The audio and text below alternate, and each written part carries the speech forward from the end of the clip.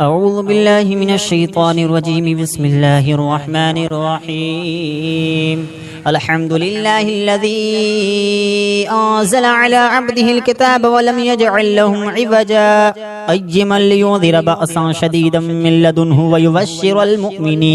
ويبشر المؤمنين الذين يعملون الصالحات أن لهم أجرا حسنا ماكثين فيه أبدا وينذر الذين قالوا اتخذ الله ولدا ما لهم به من علم ولا لآبائهم كبرت كلمة تخرج من أفواههم إن يقولون إلا كذبا فلعلك باخع نفسك على آثارهم إن لم يؤمنوا بهذا الحديث أسفا إنا جعلنا ما على الأرض زينة لها لنبلوهم أيهم أحسن عملا وإنا لجاعلون ما عليها صعيدا جرزا أم حسبت أن أصحاب الكهف والرقيم كانوا من آياتنا عجبا إذ أوى الفتية إلى الكهف فقالوا ربنا آتنا من لدنك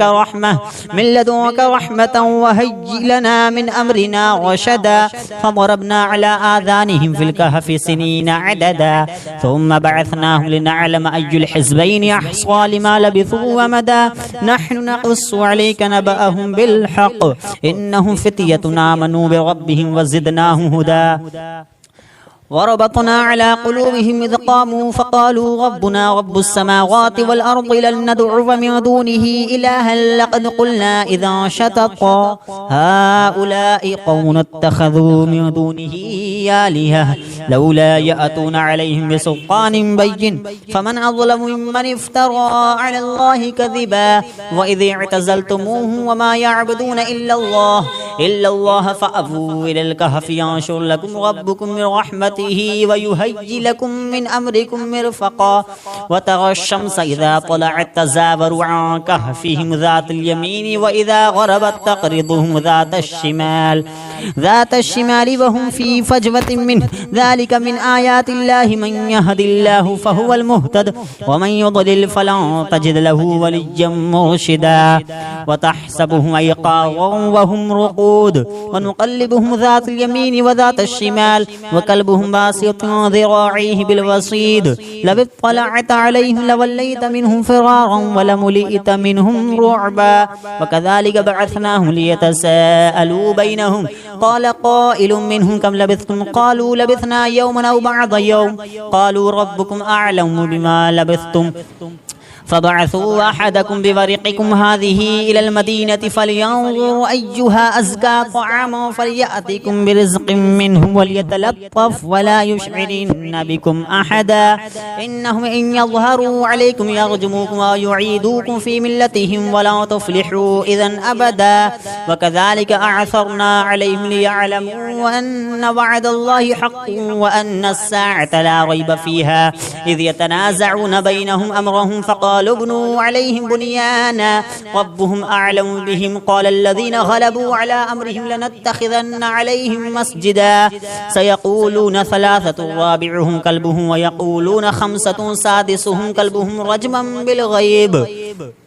ويقولون سبعة وثامنهم كلبهم قل ربي أعلم بعدتهم ما يعلمهم إلا قليل فلا تمار فيهم إلا مراء ظاهرا ولا تستفت فيهم منهم أحدا ولا تقولن لشيء إني فاعل ذلك غدا إلا أن يشاء الله واذكر ربك إذا نسيت وقل عسى أن يهديني ربي لأقرب من هذا رشدا ولبثوا في كهفهم 300 سنين وازدادوا 9 قل الله أعلم بما لبثوا له غيب السماوات والأرض أبصر به واسمع ما لهم من دونه من ولي ولا يشرك في حكمه أحدا واتل ما أوحي إليك من كتاب ربك لا مبدل لكلماته ولا تجد من دونه ملتحدا واصبر نفسك مع الذين يدعون ربهم بالغداة والعشي يريدون وجهه ولا تعد عيناك عنهم تريد زينة الحياة الدنيا ولا تعد عيناك عنهم تريد زينة الحياة الدنيا ولا تطع من أغفلنا قلبه عن ذكرنا واتبع هواه وكان أمره فرطا وقل الحق من ربكم فما شاء فليؤمن وما شاء فليكفر إنا أعتدنا للظالمين نارا أحاط بهم سرادقها وإن يستغيثوا يغاثوا بماء كالمهل يشفي الوجوه بئس الشراب وساءت مرتفقا إن الذين آمنوا وعملوا الصالحات إنا لا نضيع أجر من أحسن عملا أولئك لهم جنات عدن تجري من تحتهم الأنهار يحلون فيها من أساور من ذهب ويلبسون ثيابا خضرا من سندس واستبرق متكئين فيها على الأرائك نعم الثواب وحسنت مرتفقا واضرب لهم مثل الرجلين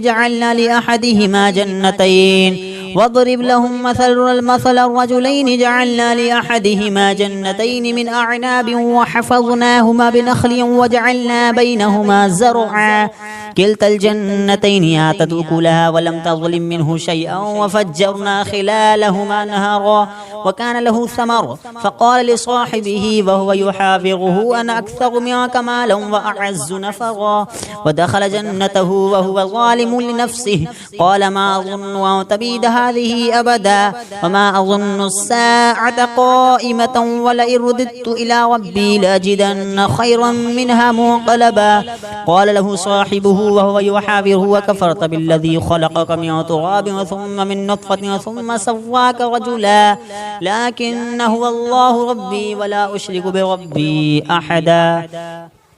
ولولا إذ دخلت جنتك قلت ما شاء الله لا قوة إلا بالله إن ترني أقل منك مالا وولدا فعسى ربي أن يؤتيني خيرا من جنتك ويرسل عليها حسبانا من السماء فتصبح صعيدا زلقا أو يصبح ماؤها غورا فلا تستطيع له طلبا وأحيط بثمره فأصبح يقلب كفيه على ما أنفق فيها وهي خاوية على عروشها ويقول يا ليتني لم أشرك بربي أحدا ولم تكن له فئة ينصرونه من دون الله وما كان منتصرا هنالك الولاية لله الحق هو خير ثوابا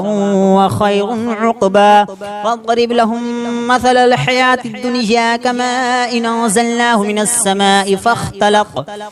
فاختلط به نبات الأرض فأصبح حشيما تذروه الرياح وكان الله على كل شيء مقتدرا المال والبنون زينة الحياة الدنيا والباقيات الصالحات خير عند ربك ثوابا وخير أملا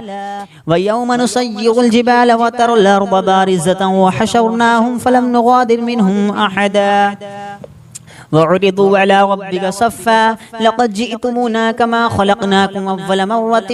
بل زعمتم ألن نجعل لكم موعدا ووضع الكتاب فترى المجرمين مشفقين مما فيه ويقولون يا ويلتنا ما لهذا الكتاب لا يغادر صغيرة ولا كبيرة إلا أحصاها ووجدوا ما عملوا حاضرا ولا يظلم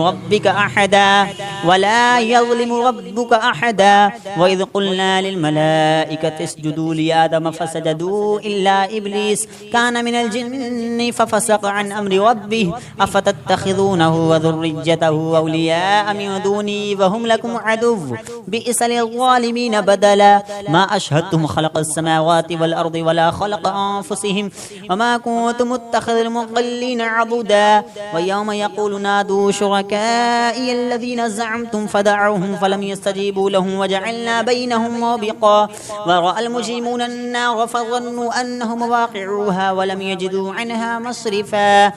ولقد صرفنا في هذا القرآن للناس من كل مثل وكان الإنسان أكثر شيء جدلا وما منع الناس أن يؤمنوا إذ جاءهم الهدى ويستغفروا ربهم إلا أن تأتيهم سنة الأولين أو يأتيهم العذاب قبلا وما نرسل المرسلين إلا مبشرين ومنذرين ويجادل الذين كفروا بالباطل ليدحضوا به الحق واتخذوا آياتي وما أنذروا هزوا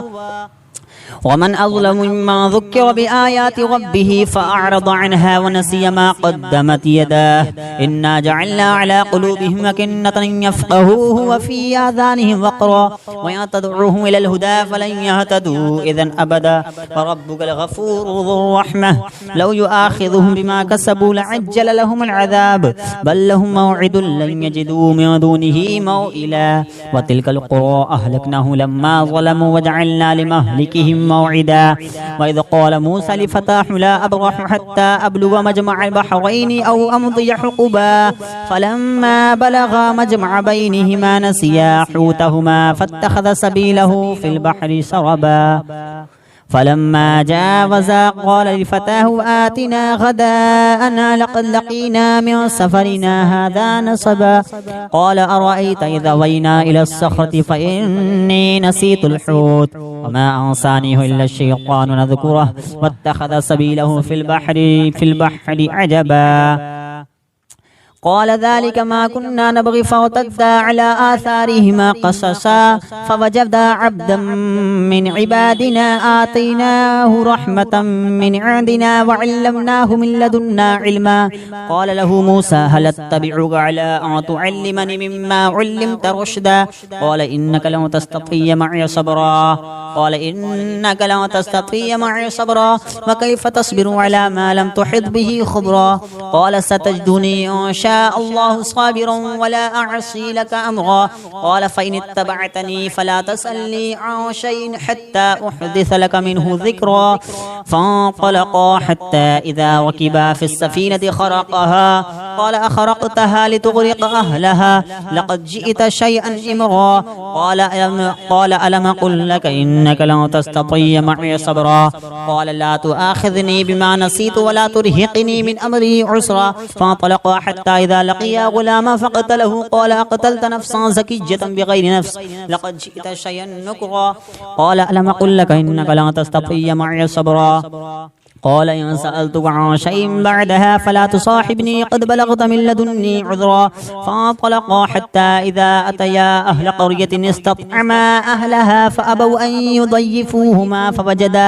فوجدا فيها جدارا يريد أن ينقض فأقامه قال لو شئت لاتخذت عليه أجرا قال هذا فراق بيني وبينك سأنبئك بتأويل ما لم تستطع عليه صبرا أما السفينة فكانت لمساكين يعملون في البحر فأردت أن أعيبها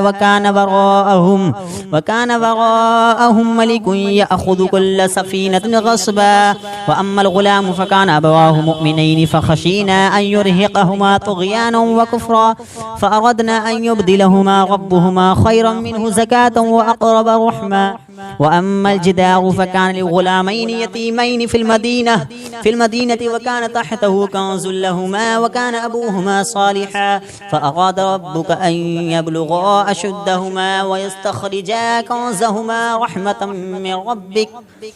وما فعلته عن أمري ذلك تأويل ما لم تستطع عليه الصبر ويسألونك عن ذي القرنين قل سأتلو عليكم منه ذكرا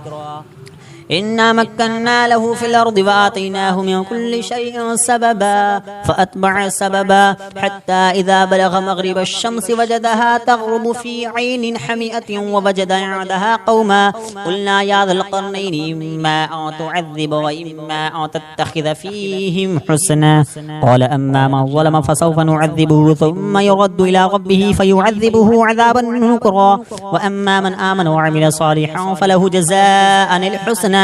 وسنقول له من أمرنا يسرا ثم أتبع السببا حتى إذا بلغ مطلع الشمس وجدها تطلع على قوم لم نجعل لهم من دونها سترا كذلك وقد أحطنا بما لديه خبرا ثم أتبع السببا حتى إذا بلغ بين السدين وجد من دونهما قوما لا يكادون يفقهون قولا قالوا يا ذا القرنين إن يأجوج ومأجوج مفسدون في الأرض فهل نجعل لك خرجا على أن تجعل بيننا وبينهم سدا قال ما مكني فيه ربي خير فأعينوني بقوة أجعل بينكم وبينهم ردما آتوني زبر الحديد حتى إذا ساوى بين الصدفين قال انفخوا حتى إذا جعله نارا قال آتوني أفرغ عليه قطرا فما استطاعوا أن يظهروه وما استطاعوا له نقبا قال هذا رحمة من ربي فإذا جاء وعد ربي جعله دكا وكان وعد ربي حقا وتركنا بعضهم يومئذ يموج في بعض ونفخ في الصور فجمعناهم جمعا وعرضنا جهنم يومئذ للكافرين عرضا الذين كانت أعينهم في غطاء عن ذكري وكانوا لا يستطيعون السمع أفحسب الذين كفروا أن يتخذوا عبادي من دوني أولياء إنا أعتدنا جهنم للكافرين نزلا قل هل ننبئكم الأخسرين أعمالا الذين ضل سعيهم في الحياة الدنيا وهم يحسبون أنهم يحسنون صنعا أولئك الذين كفروا بآيات ربهم ولقائه فحبطت أعمالهم فلا نقيم لهم يوم القيامة وزنا ذلك جزاؤهم جهنم بما كفروا واتخذوا آياتي ورسلي هزوا إن الذين آمنوا وعملوا الصالحات كانت لهم جنات الفردوس نزلا خالدين فيها لا يبغون عنها حولا قل لو كان البحر مدادا لكلمات ربي لنفد البحر قبل أن تنفد كلمات ربي ولو جئنا بمثله مددا قل إنما أنا بشر مثلكم يوحى إلي أنما إلهكم إله واحد فما كان يرجو لقاء ربه فليعمل عملا صالحا ولا يشرك بعبادة ربه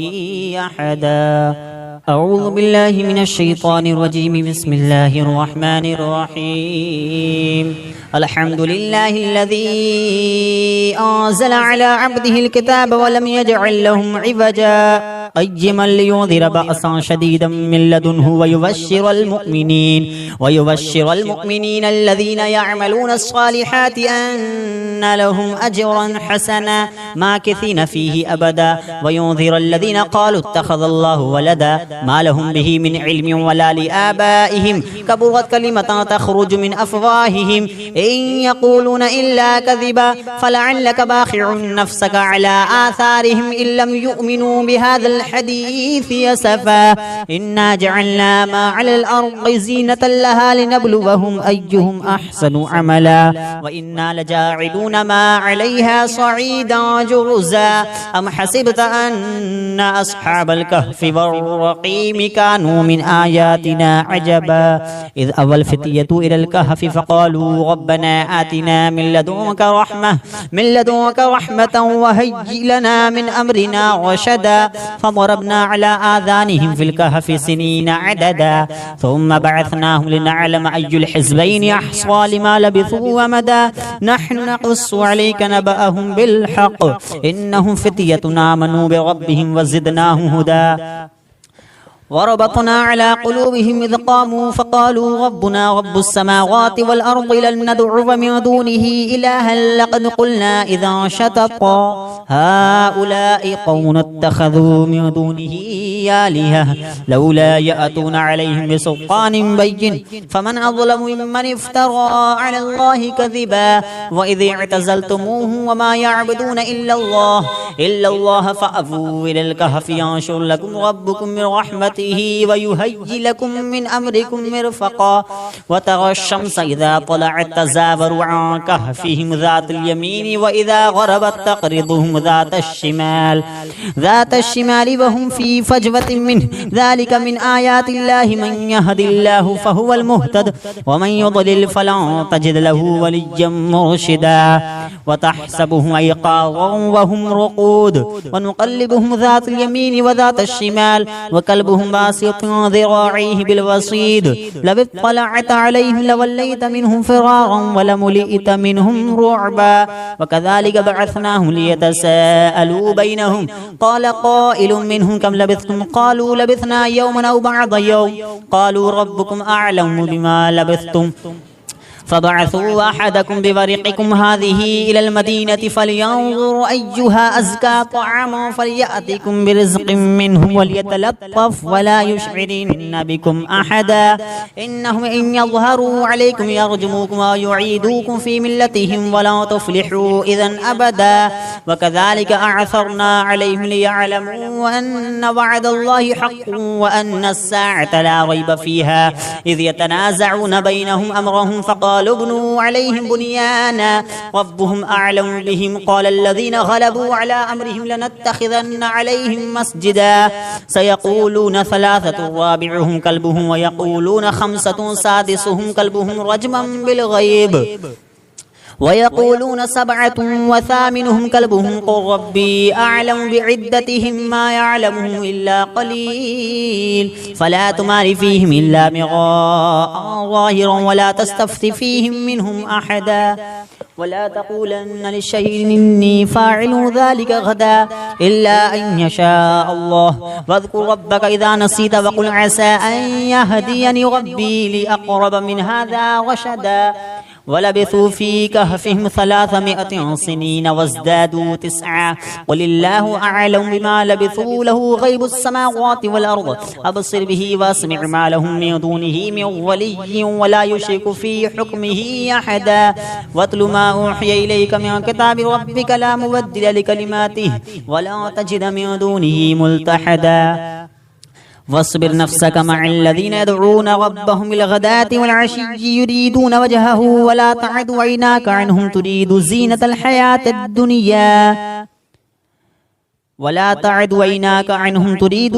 الحياة الدنيا ولا تطع من أغفلنا قلبه عن ذكرنا واتبع هواه وكان أمره فرطا وقل الحق من ربكم فمن شاء فليؤمن ومن شاء فليكفر إنا أعتدنا للظالمين نارا أحاط بهم سرادقها وإن يستغيثوا يغاثوا بماء كالمهل يشفي الوجوه بئس الشراب وساءت مرتفقا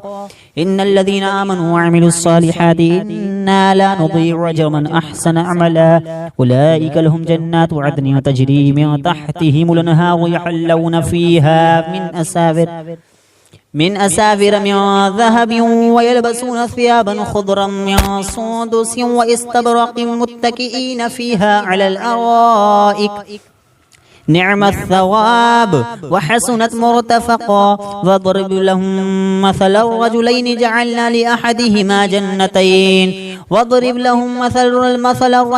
جعلنا لأحدهما جنتين من أعناب وحفظناهما بنخل وجعلنا بينهما زرعا كلتا الجنتين آتت أكلها ولم تظلم منه شيئا وفجرنا خلالهما نهرا وكان له ثمر فقال لصاحبه وهو يحافظه أنا أكثر منك مالا وأعز نفرا ودخل جنته وهو ظالم لنفسه قال ما أظن أن تبيد هذه أبدا وما أظن الساعة قائمة ولئن رددت إلى ربي لأجدن خيرا منها منقلبا قال له صاحبه وهو يحافظه وكفرت بالذي خلقك من تراب ثم من نطفة ثم سواك رجلا لكن هو الله ربي ولا أشرك بربي أحدا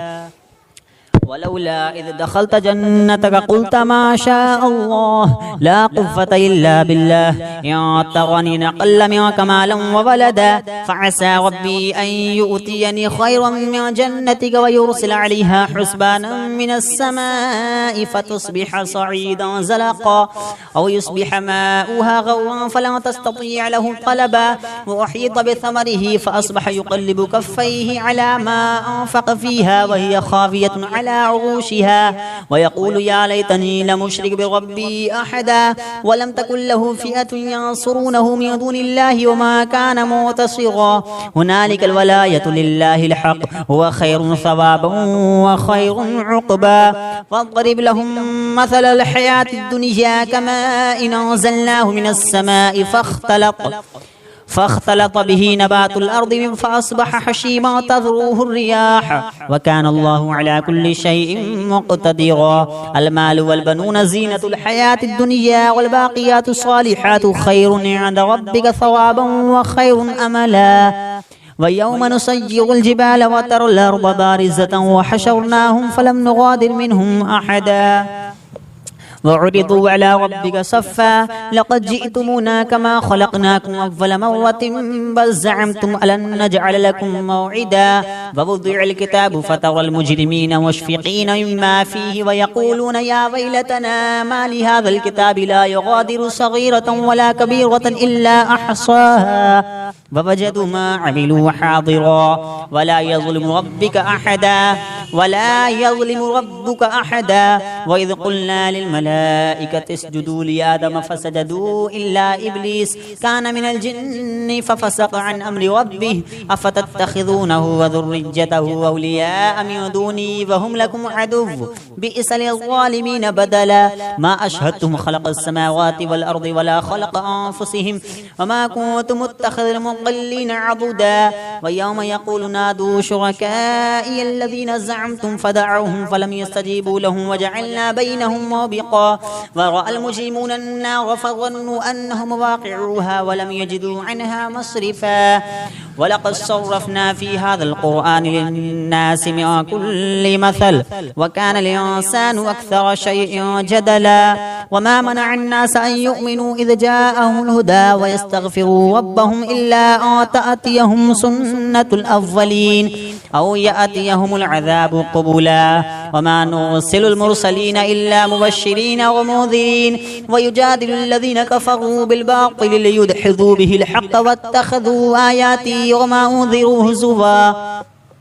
ومن أظلم ممن ذكر بآيات ربه فأعرض عنها ونسي ما قدمت يداه إنا جعلنا على قلوبهم أكنة يفقهوه وفي آذانهم وقرا وإن تدعوهم إلى الهدى فلن يهتدوا إذا أبدا وربك الغفور ذو الرحمة لو يؤاخذهم بما كسبوا لعجل لهم العذاب بل لهم موعد لن يجدوا من دونه موئلا وتلك القرى أهلكناه لما ظلموا وجعلنا لمهلكهم موعدا وإذ قال موسى لفتاه لا أبرح حتى أبلغ مجمع البحرين أو أمضي حقبا فلما بلغا مجمع بينهما نسيا حوتهما فاتخذ سبيله في البحر سربا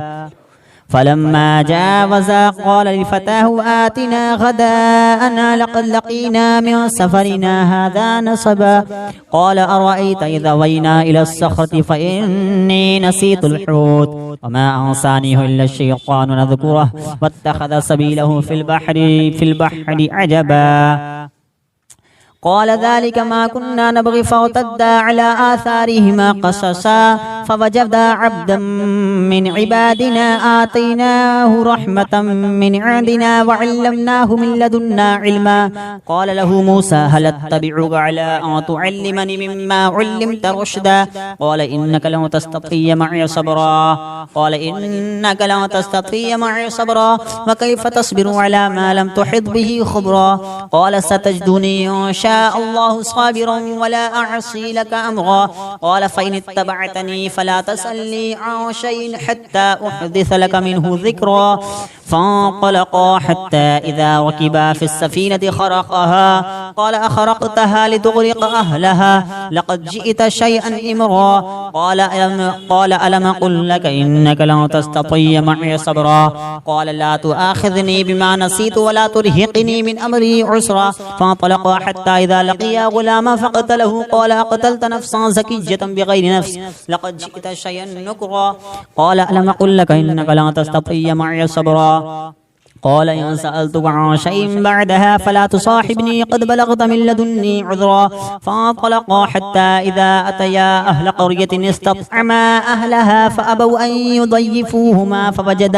فوجدا فيها جدارا يريد أن ينقض فأقامه قال لو شئت لاتخذت عليه أجرا قال هذا فراق بيني وبينك سأنبئك بتأويل ما لم تستطع عليه صبرا أما السفينة فكانت لمساكين يعملون في البحر فأردت أن أعيبها وكان وراءهم ملك يأخذ كل سفينة غصبا وأما الغلام فكان أبواه مؤمنين فخشينا أن يرهقهما طغيانا وكفرا فأردنا أن يبدلهما ربهما خيرا منه زكاة وأقرب رحما وأما الجدار فكان لغلامين يتيمين في المدينة وكان تحته كنز لهما وكان أبوهما صالحا نوحا فأراد ربك أن يبلغا أشدهما ويستخرجا كنزهما رحمة من ربك وما فعلته عن أمري ذلك تأويل ما لم تستطع عليه الصبر ويسألونك عن ذي القرنين قل سأتلو عليكم منه ذكرا إنا مكنا له في الأرض وآتيناه من كل شيء سببا فأتبع سببا حتى إذا بلغ مغرب الشمس وجدها تغرب في عين حمئة ووجد عندها قوما قلنا يا ذا القرنين إما أن تعذب وإما أن تتخذ فيهم حسنا قال أما من ظلم فسوف نعذبه ثم يرد إلى ربه فيعذبه عذابا نكرا وأما من آمن وعمل صالحا فله جزاء الحسنى وسنقول له من أمرنا يسرا ثم أتبع السببا حتى إذا بلغ مطلع الشمس وجدها تطلع على قوم لم نجعل لهم من دونها سترا كذلك وقد أحطنا بما لديه خبرا ثم أتبع السببا حتى إذا بلغ بين السدين وجد من دونهما قوما لا يكادون يفقهون قولا قالوا يا ذا القرنين إن يأجوج ومأجوج مفسدون في الأرض فهل نجعل لك خرجا على أن تجعل بيننا وبينهم سدا قال ما مكني فيه ربي خير فأعينوني بقوة أجعل بينكم وبينهم ردما آتوني زبر الحديد حتى إذا ساوى بين الصدفين قال انفخوا حتى إذا جعله نارا قال آتوني أفرغ عليه قطرا فما استطاعوا أن يظهروه وما استطاعوا له نقبا قال هذا رحمة من ربي فإذا جاء وعد ربي جعله دكاء وكان وعد ربي حقا وتركنا بعضهم يومئذ يموج في بعض ونفخ في الصور فجمعناهم جمعا وعرضنا جهنم يومئذ للكافرين عرضا الذين كانت أعينهم في غطاء عن ذكري وكانوا لا يستطيعون السمع أفحسب الذين كفروا أن يتخذوا عبادي من دوني أولياء إنا أعتدنا جهنم للكافرين نزلا قل هل ننبئكم الأخسرين أعمالا الذين ضل سعيهم في الحياة الدنيا وهم يحسبون أنه يحسنون صنعا أولئك الذين كفروا بآيات ربهم ولقائه فحبطت أعمالهم فلا نقيم لهم يوم القيامة وزنا ذلك جزاؤهم جهنم بما كفروا واتخذوا آياتي ورسلي هزوا إن الذين آمنوا وعملوا الصالحات كانت لهم جنات الفردوس نزلا خالدين فيها لا يبغون عنها حولا قل لو كان البحر مدادا لكلمات ربي لنفد البحر قبل أن تنفد كلمات ربي ولو جئنا بمثله مددا قل إنما أنا بشر مثلكم يوحى إلي أنما إلهكم إله واحد فما كان يرجو لقاء ربه فليعمل عملا صالحا ولا يشرك بعبادة ربه أحدا بسم الله الرحمن الرحيم الحمد لله الذي أنزل على عبده الكتاب ولم يجعل لهم عوجا قيما لينذر بأسا شديدا من لدنه ويبشر المؤمنين الذين يعملون الصالحات أن لهم أجرا حسنا ماكثين فيه أبدا وينذر الذين قالوا اتخذ الله ولدا ما لهم به من علم ولا لآبائهم كبرت كلمة تخرج من أفواههم إن يقولون إلا كذبا فلعلك باخع نفسك على آثارهم إن لم يؤمنوا بهذا الحديث يسفا إنا جعلنا ما على الأرض زينة لها لنبلوهم أيهم أحسن عملا وإنا لجاعلون ما عليها صعيدا جرزا أم حسبت أن أصحاب الكهف والرقيم كانوا من آياتنا عجبا إذ أوى الفتية إلى الكهف فقالوا ربنا آتنا من لدنك رحمة وهيئ لنا من أمرنا رشدا فضربنا على آذانهم في الكهف سنين عددا ثم بعثناهم لنعلم أي الحزبين أحصى لما لبثوا ومدى نحن نقص عليك نبأهم بالحق إنهم فتية آمنوا بربهم وزدناهم هدى وربطنا على قلوبهم إذ قاموا فقالوا ربنا رب السماوات والأرض لن ندعو من دونه إلها لقد قلنا إذا شططا هؤلاء قوم اتخذوا من دونه آلهة لولا يأتون عليهم بسلطان بين فمن أظلم ممن افترى على الله كذبا وإذ اعتزلتموهم وما يعبدون إلا الله فأووا إلى الكهف ينشر لكم ربكم من رحمته ويهيئ لكم من أمركم مرفقا وترى الشمس إذا طلعت تزاور عن كهفهم ذات اليمين وإذا غربت تقرضهم ذات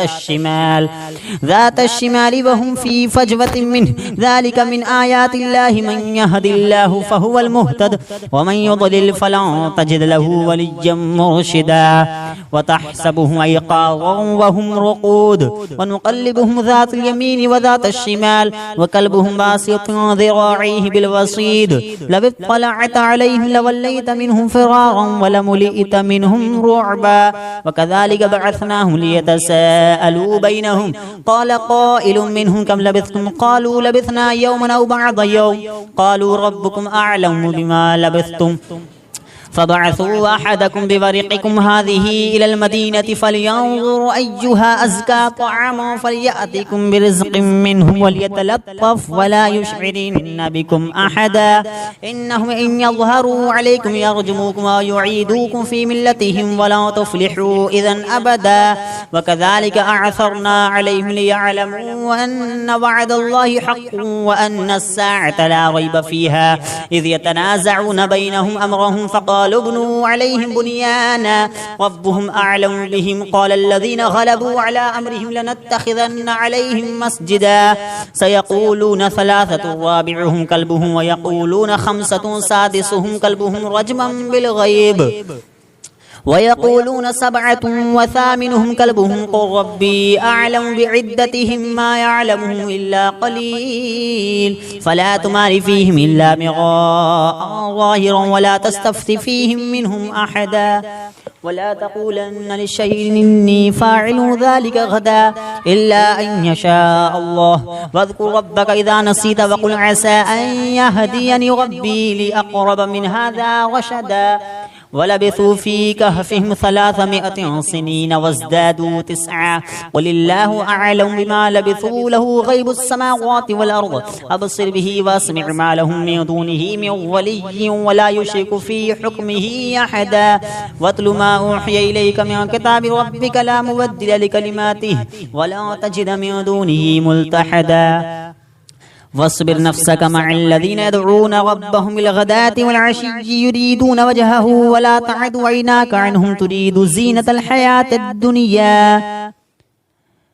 ولا تعد عيناك عنهم تريد زينة الحياة الدنيا ولا تطع من أغفلنا قلبه عن ذكرنا واتبع هواه وكان أمره فرطا وقل الحق من ربكم فما شاء فليؤمن وما شاء فليكفر إنا أعتدنا للظالمين نارا أحاط بهم سرادقها وإن يستغيثوا يغاثوا بماء كالمهل يشفي الوجوه بئس الشراب وساءت مرتفقا إن الذين آمنوا وعملوا الصالحات إنا لا نضيع أجر من أحسن عملا أولئك لهم جنات عدن تجري من تحتهم الأنهار يحلون فيها من أساور من ذهب ويلبسون ثيابا خضرا من سندس واستبرق متكئين فيها على الأرائك نعم الثواب وحسنت مرتفقا واضرب لهم مثل الرجلين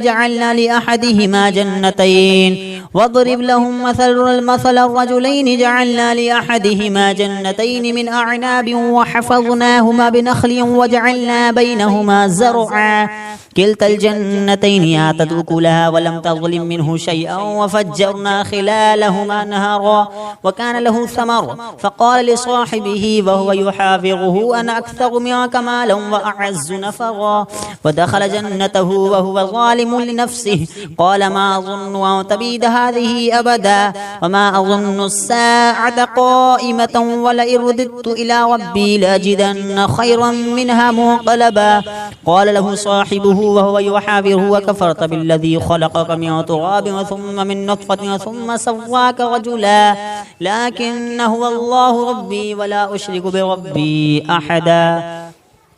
ولولا إذ دخلت جنتك قلت ما شاء الله لا قوة إلا بالله إن ترني أقل منك مالا وولدا فعسى ربي أن يؤتيني خيرا من جنتك ويرسل عليها حسبانا من السماء فتصبح صعيدا زلقا أو يصبح ماؤها غورا فلا تستطيع له طلبا وأحيط بثمره فأصبح يقلب كفيه على ما أنفق فيها وهي خاوية على عروشها ويقول يا ليتني لم أشرك بربي أحدا ولم تكن له فئة ينصرونه من دون الله وما كان منتصرا هنالك الولاية لله الحق هو خير ثوابا وخير عقبا واضرب لهم مثل الحياة الدنيا كماء أنزلناه من السماء فاختلط به نبات الأرض فأصبح حشيما تذروه الرياح وكان الله على كل شيء مقتدرا المال والبنون زينة الحياة الدنيا والباقيات الصالحات خير عند ربك ثوابا وخير أملا ويوم نسير الجبال وترى الأرض بارزة وحشرناهم فلم نغادر منهم أحدا وعرضوا على ربك صفا لقد جئتمونا كما خلقناكم أول مرة بل زعمتم ألن نجعل لكم موعدا ووضع الكتاب فترى المجرمين مشفقين مما فيه ويقولون يا ويلتنا ما لهذا الكتاب لا يغادر صغيرة ولا كبيرة إلا أحصاها ووجدوا ما عملوا حاضرا ولا يظلم ربك أحدا وإذ قلنا للملائكة اسجدوا لآدم فسجدوا إلا إبليس كان من الجن ففسق عن أمر ربه أفتتخذونه وذريته أولياء من دوني وهم لكم عدو بئس للظالمين بدلا ما أشهدتم خلق السماوات والأرض ولا خلق أنفسهم وما كنت متخذ المضلين عضدا ويوم يقول نادوا شركائي الذين زعمتم فدعوهم فلم يستجيبوا لهم وجعلنا بينهم موبقا ورأى المجرمون النار فظنوا أنهم واقعوها ولم يجدوا عنها مصرفا ولقد صرفنا في هذا القرآن للناس من كل مثل وكان الإنسان أكثر شيء جدلا وما منع الناس أن يؤمنوا إذ جاءهم الهدى ويستغفروا ربهم إلا أن تأتيهم سنة الأولين أو يأتيهم العذاب قبلا وما نرسل المرسلين إلا مبشرين ومنذرين ويجادل الذين كفروا بالباطل ليدحضوا به الحق واتخذوا آياتي وما أنذروا هزوا ومن أظلم ممن ذكر بآيات ربه فأعرض عنها ونسي ما قدمت يداه إنا جعلنا على قلوبهم أكنة يفقهوه وفي آذانهم وقرا وإن تدعوهم إلى الهدى فلن يهتدوا إذا أبدا وربك الغفور ذو الرحمة لو يؤاخذهم بما كسبوا لعجل لهم العذاب بل لهم موعد لن يجدوا من دونه موئلا وتلك القرى أهلكناه لما ظلموا وجعلنا لمهلكهم موعدا وإذ قال موسى لفتاه لا أبرح حتى أبلغ مجمع البحرين أو أمضي حقبا فلما بلغا مجمع بينهما نسيا حوتهما فاتخذ سبيله في البحر سربا فلما جاوزا قال لفتاه آتنا غداءنا لقد لقينا من سفرنا هذا نصبا قال أرأيت إذا وينا إلى الصخرة فإني نسيت الحوت وما أنسانيه إلا الشيطان نذكره واتخذ سبيله في البحر عجبا قال ذلك ما كنا نبغي فارتدا على آثارهما قصصا فوجدا عبدا من عبادنا آتيناه رحمة من عندنا وعلمناه من لدنا علما قال له موسى هل اتبعك على أن تعلمني مما علمت رشدا قال إنك لن تستطيع معي صبرا وكيف تصبر على ما لم تحط به خبرا قال ستجدني إن شاء الله صابرا ولا أعصي لك أمرا قال فإن اتبعتني فلا تسألني عن شيء حتى أحدث لك منه ذكرا فانطلقا حتى إذا ركبا في السفينة خرقها قال أخرقتها لتغرق أهلها لقد جئت شيئا إمرا قال ألم أقل لك إنك لن تستطيع معي صبرا قال لا تؤاخذني بما نسيت ولا ترهقني من أمري عسرا فانطلقا حتى إذا لقيا غلاما فقتله قال أقتلت نفسا زكية بغير نفس لقد جئت شيئا نكرا قال ألم أقل لك إنك لن تستطيع معي صبرا قال إن سألتك عن شيء بعدها فلا تصاحبني قد بلغت من لدني عذرا فانطلقا حتى إذا أتيا أهل قرية استطعما أهلها فأبوا أن يضيفوهما فوجدا فيها جدارا يريد أن ينقض فأقامه قال لو شئت لاتخذت عليه أجرا قال هذا فراق بيني وبينك سأنبئك بتأويل ما لم تستطع عليه صبرا أما السفينة فكانت لمساكين يعملون في البحر فأردت أن أعيبها وكان وراءهم ملك يأخذ كل سفينة غصبا وأما الغلام فكان أبواه مؤمنين فخشينا أن يرهقهما طغيانا وكفرا فأردنا أن يبدلهما ربهما خيرا منه زكاة وأقرب رحما وأما الجدار فكان لغلامين يتيمين في المدينة وكان تحته كنز لهما وكان أبوهما صالحا فأراد ربك أن يبلغا أشدهما ويستخرجا كنزهما رحمة من ربك وما فعلته عن أمري ذلك تأويل ما لم تستطع عليه الصبر ويسألونك عن ذي القرنين قل سأتلو عليكم منه ذكرا إنا مكنا له في الأرض وآتيناه من كل شيء سببا فأتبع سببا حتى إذا بلغ مغرب الشمس وجدها تغرب في عين حمئة ووجد عندها قوما قلنا يا ذا القرنين إما أن تعذب وإما أن تتخذ فيهم حسنا قال أما من ظلم فسوف نعذبه ثم يرد إلى ربه فيعذبه عذابا نكرا وأما من آمن وعمل صالحا فله جزاء الحسنى وسنقول له من أمرنا يسرا ثم أتبع السببا حتى إذا بلغ مطلع الشمس وجدها تطلع على قوم لم نجعل لهم من دونها سترا كذلك وقد أحطنا بما لديه خبرا ثم أتبع السببا حتى إذا بلغ بين السدين وجد من دونهما قوما لا يكادون يفقهون قولا قالوا يا ذا القرنين إن يأجوج ومأجوج مفسدون في الأرض فهل نجعل لك خرجا على أن تجعل بيننا وبينهم سدا قال ما مكني فيه ربي خير فأعينوني بقوة أجعل بينكم وبينهم ردما آتوني زبر الحديد حتى إذا ساوى بين الصدفين قال انفخوا حتى إذا جعله نارا قال آتوني أفرغ عليه قطرا فما استطاعوا أن يظهروه وما استطاعوا له نقبا قال هذا رحمة من ربي فإذا جاء وعد ربي جعله دكاء وكان وعد ربي حقا وتركنا بعضهم يومئذ يموج في بعض ونفخ في الصور فجمعناهم جمعا وعرضنا جهنم يومئذ للكافرين عرضا الذين كانت أعينهم في غطاء عن ذكري وكانوا لا يستطيعون السمع أفحسب الذين كفروا أن يتخذوا عبادي من دوني أولياء إنا أعتدنا جهنم للكافرين نزلا قل هل ننبئكم الأخسرين أعمالا الذين ضل سعيهم في الحياة الدنيا وهم يحسبون أنهم يحسنون صنعا أولئك الذين كفروا بآيات ربهم ولقائه فحبطت أعمالهم فلا نقيم لهم يوم القيامة وزنا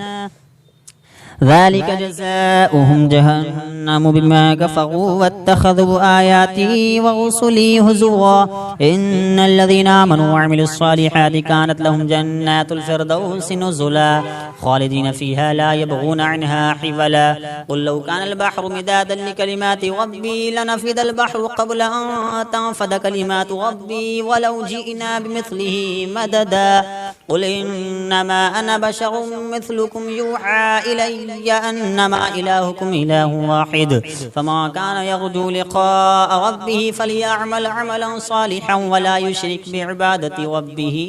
أحدا.